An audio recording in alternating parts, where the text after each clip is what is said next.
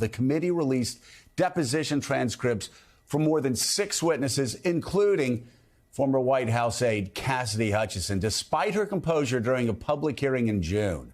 The transcripts reveal Hutchinson's inner turmoil and fear over whether or not to break with Trump world, as she called it, and as she eventually did. They also review new information about how Trump's team tried to stop her repeatedly from cooperating with the House committee under oath.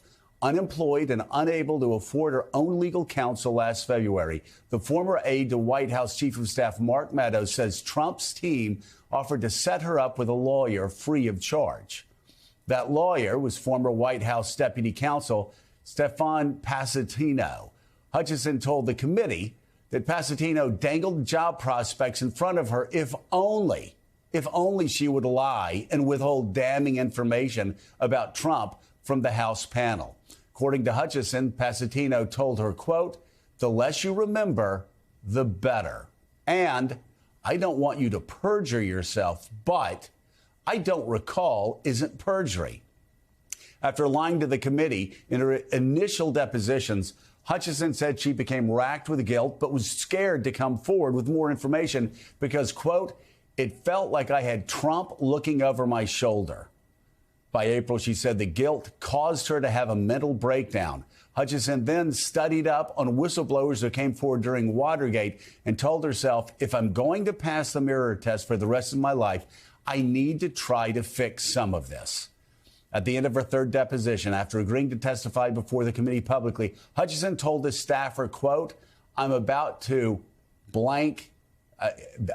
be blanking Newt. The staffer simply replied, I'm really sorry. Despite knowing this, Hutchinson testified anyway. In the statement to NBC News, Passantino denied any wrongdoing, but says he is taking a leave of absence from his law firm. Reverend Al, you know, Trump's behaved like he's been in the mob for quite some time. You look at these exchanges, and you look at Cassidy Hutchinson, how she was terrified. She drove up to try to get support from her father, who was a Trumper. He wouldn't give her any support. She had a QAnon aunt and uncle who actually said they would try to help her out any way they could, but she was isolated. She was being threatened. She testified anyway. It's pretty extraordinary, and I think one of the key moments of this entire this entire episode, this entire committee report. It is amazing. It's similar to reading a mob novel or watching a mob movie. But what is so frightening and what is so compelling to those of us that looked at the report last night when it came out is what you said a few moments ago. We cannot allow this to be like the Mueller report. We're talking about not the mob. We're talking about the government of the United States. And as Congresswoman Liz Cheney said, the first president in American history that would not go along with the transfer of power. And you look at the outtakes that you played, where he consciously kept trying to cover for what happened in terms of some of his followers, tried to still buy into a fraud that we now know from this report he knew he lost. I mean, this is real evidence that he himself edited the narrative that Ms. Cassidy was saying she was going to be nuked for revealing. You have him on tape. Any mob trial, once you have the defendant on tape, you go to the jury.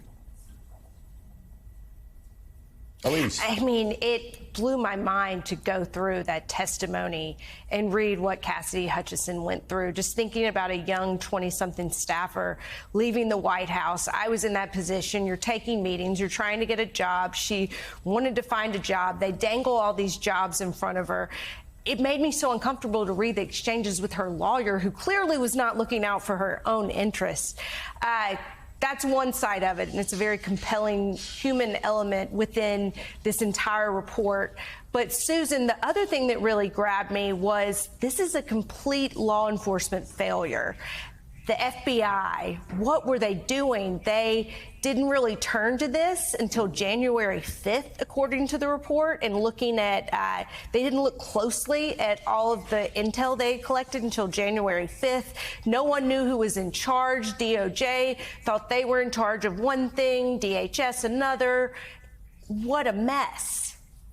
And you know what makes that so striking is that we know from the report how long this had been in the works. You know, I think some Americans had the sense that, oh, this was a rally that went awry, that got out of hand. But the report makes it clear that this was a long-term strategy, first to dispute the election returns and then to have a rally that was very likely to result in violence. And so there were signs that intelligence agencies should have picked up on, law enforcement agencies could have picked up on. There's an appendix to the report that deals with that, although the guts of the report is really dealing with former President Trump. We're going to hear more about that. I mean, that's going to be one of the, I think, angles of this that Republicans will want to focus on to divert attention from the responsibility of Donald Trump.